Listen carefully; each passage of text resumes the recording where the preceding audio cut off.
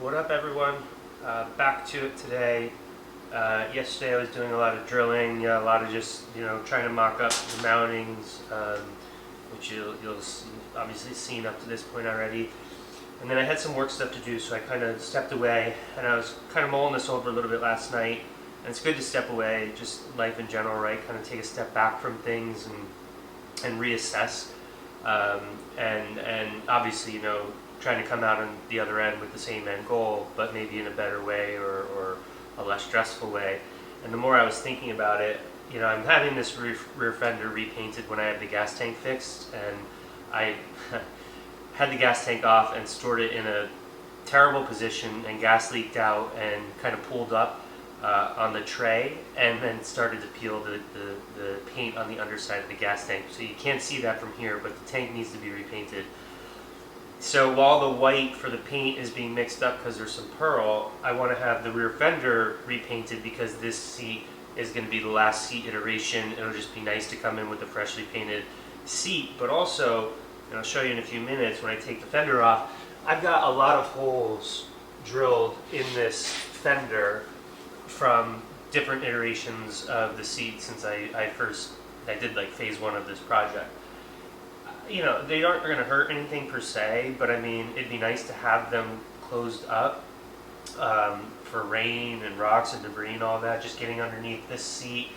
And then, where it's making its way down into, where the battery is, there's no sense of it. So, since I'm going to have it painted anyway, I'm actually going to weld. I'm not going to weld. I don't have a welder, but I'm going to have someone weld those holes shut for me and then grind it down. Sorry, my knees kind of hurt like that. Weld all the holes closed except for the side mounting holes here and this forwardmost mounting hole on the frame. Everything else I'm going to have closed up except for the one hole that goes into the first RIVNUT that I have. It's really nice and flush and tight. So I'm going to make that my kind of guide piece or guide bolt, so that when the fender comes back, since it's all welded, I could re-drill new holes. And what I'll do is I'll put the seat on. And I decided, kind of clever, I like this idea, but what I'm going to do is this hole, or the hole that corresponds with this RIVNUT, will be still drilled into the fender. So I'll put the seat on the bike, I'll connect this screw or bolt to this RIVNUT, and then I'm going to go and buy like a Sharpie, maybe not a Sharpie, but like a black marker where you could take the insert out of the marker, and I'm going to stick it in each one of these holes, okay? And then I'm going to tape it in place with only just a fraction sticking out.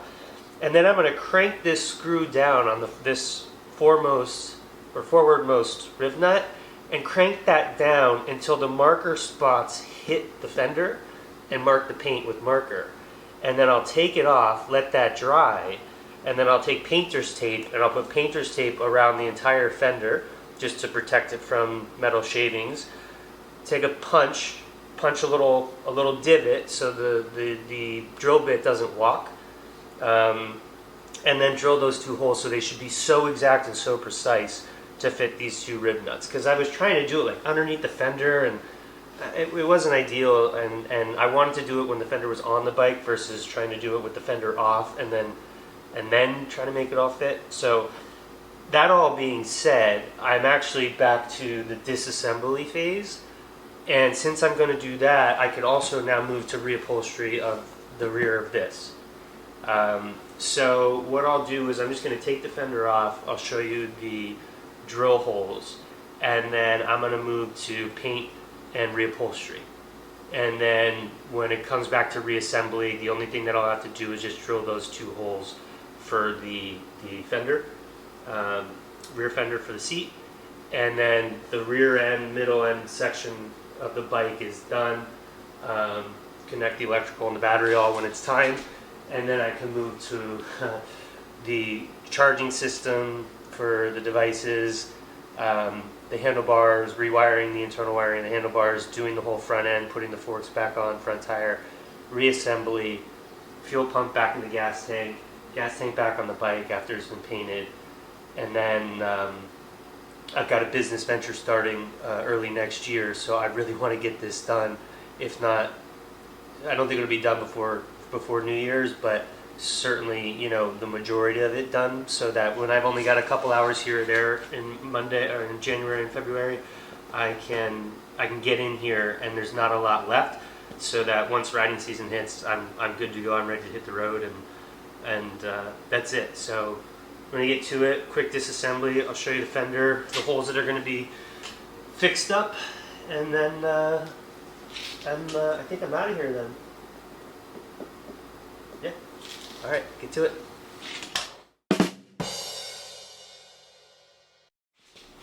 All right, so we're gonna get close for this because some of this is embarrassing. But this is front of the bike. This is rear of the bike. The only hole that's staying is this one. So close, close, close, close, close, close, close. I mean, look at that. And that was early days where I was in a rush because I had to hit the road to Boston from Pennsylvania in a certain time, and it was just, it was tough. So it's going to be nice to have all of these cleaned up, and starting with one nice hole here that I'll use to then measure the rest of it. So that's it. I'm going to finish up here and then see you guys in a couple weeks when this all is hopefully ready to be put back together.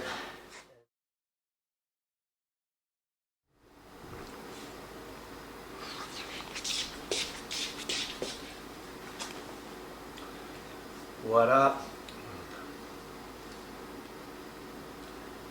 Hey guys, back to it here. It's a rainy day, so I figured it'd be a good time to really tackle the rest of this seat and the rib nuts. I noticed something, and I took some pictures, and I'll put them into this video, that the rib nuts didn't seem to be lining up flush, and I actually could see that it did pull through the plastic a little bit. So I took these wall brackets, essentially, and stuck them in there to pull the foam up so I could see in. And what I noticed is that that piece of metal, scrap metal, that I used to kind of act as like a washer, there's ridges on the inside of the plastic mold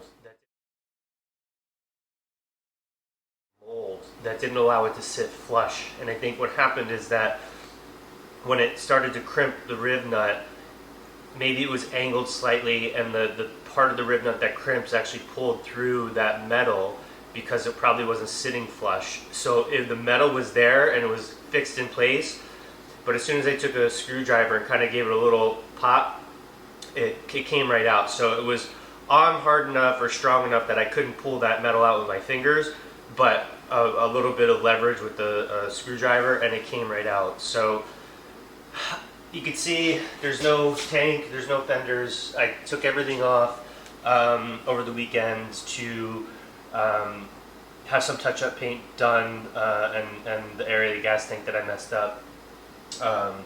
So I figured that's going to be a few weeks. It's Christmas a week from today. Today's a good day to get this sorted and done right, so that when the tank gets back, this seat can be reupholstered, and then I'm ready for reassembly, essentially. I've got to drill the holes for the new charging mounts, but that's relatively easy and straightforward, and then buff a couple brass parts out. But anyway, this is one last big hurdle. It's this and the paint. So what I'm going to do is I guess there's a special tool to remove rib nuts. I'm going to grind these edges out with the grinder, and then push them in and clean everything up, and then I'm going to try and get inside here with my multi-tool, power tool, and kind of, my knees hurt, don't get old, and see if I can get these ridges kind of ground down a little bit where a washer could sit flush, and then I'll re-rib nut them, because once this is reupholstered and sealed up, there's no going back without cutting again, and I don't want to do that. So that's it. Gonna get to it.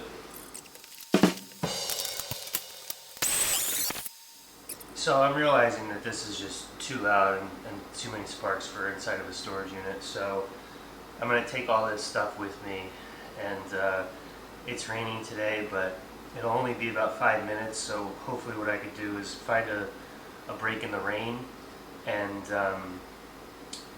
just stand outside somewhere in a big open parking lot and do that. So I'm going to end here. Next time you see me will be hopefully back home with these out, new washers and everything ready and in place and ready to RIVNUT this back up, and then that's the end of this video. So be right back. What's up, everyone? Back. It doesn't appear to be so, but a lot of progress has been made. I'm thinking a lot about this. Did the RIVNUTs again. Drilled out the old ones that I had put in the first time. Shopped around, looked at what other sizes are available. They're really difficult to get at a local hardware store. You almost always are going to have to order them, or you could buy kits like I did for about 50 bucks that comes with the tool. But you're limited because it just gives you a pretty basic selection of sizes, and all but the two biggest ones would be applicable here. And even the biggest ones ended up being a little bit small. So I thought, well, I'll drill them out. I'll try the washer situation. And I was struggling with that, you know, trying to put a washer on this side and then a washer on the inside to crimp against for the RIVNUT to kind of pull together. And then I was looking at it and I'm like, well, that's not really how they're specific, like necessarily designed to work. And not only that, it's like I'm off by a little bit. And what this ultimately comes down to is when I first started doing this, I never worked with RIVNUTs before. So I just drilled the old ones out and didn't really pay attention to the size of the hole that I was drilling into the plastic. Thinking that I could just easily find a RIVNUT that would be a little bit bigger, you know, push it through, and I've got a good grip. That wasn't the case. You know, holidays are coming up. It's Christmas on Monday. Today's Thursday. So long or the short, I was like, all right, well, I'll do it a different way with the RIVNUTs and the washers, and then I'm done, and I could get this upholstered between Christmas and New Year's, and then come January, start putting this bike together, because before you know it, riding season will be here, and I've got a really busy early next year, January, February, and March. So then I took a step back and I was like, well, why am I rushing this, right? If I'm going to have a seat that is in a no bar or bracket like all seats do, I want to really make sure it's right, because once this is capped off, it's capped off, and the only way to get back in here is to cut it and then have to reupholster it again, and I don't want to do that.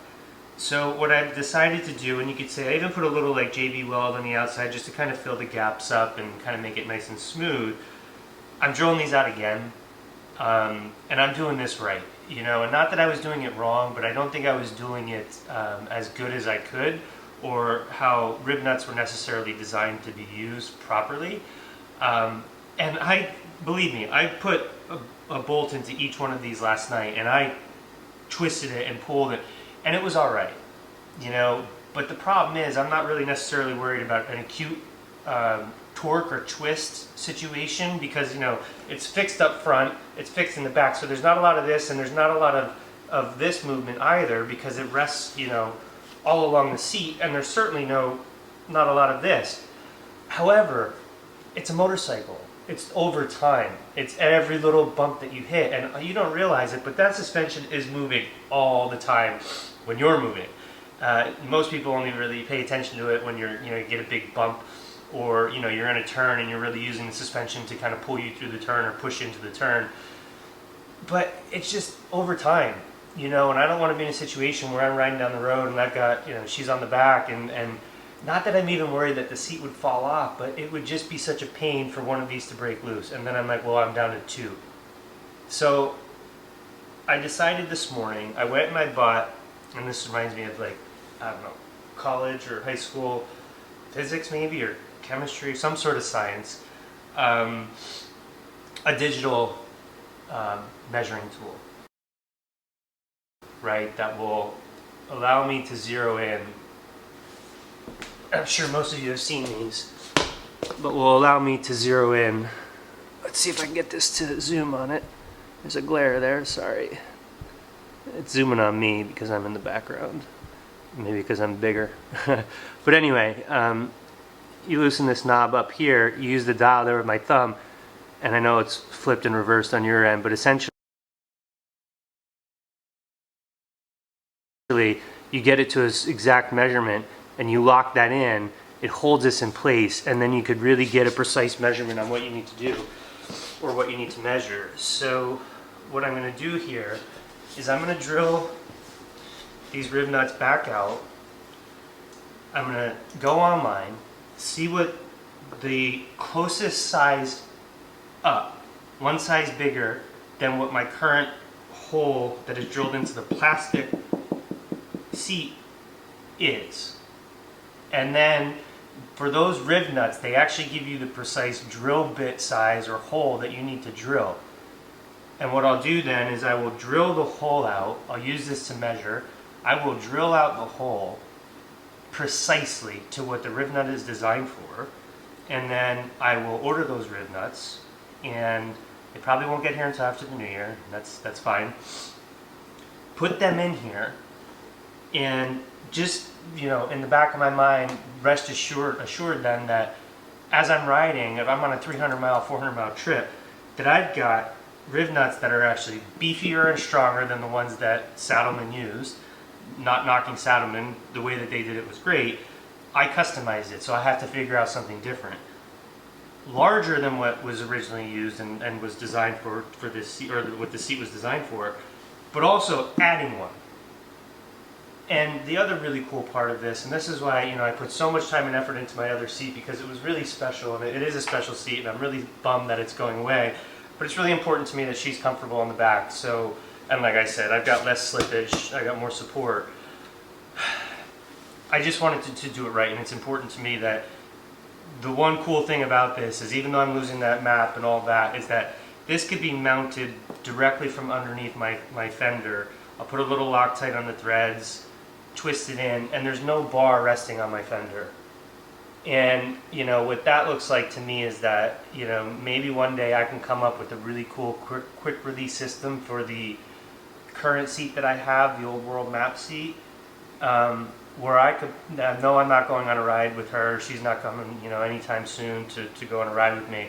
I could pop this off with just 1, 2, 3 bolts under the fender, reach in between the tire and the fender, pop this off, and quick pop the other one off, and then have a really sick looking solo ride, or a sick looking bike for a solo ride, where I've got my whole rear fender exposed then, and just my seat.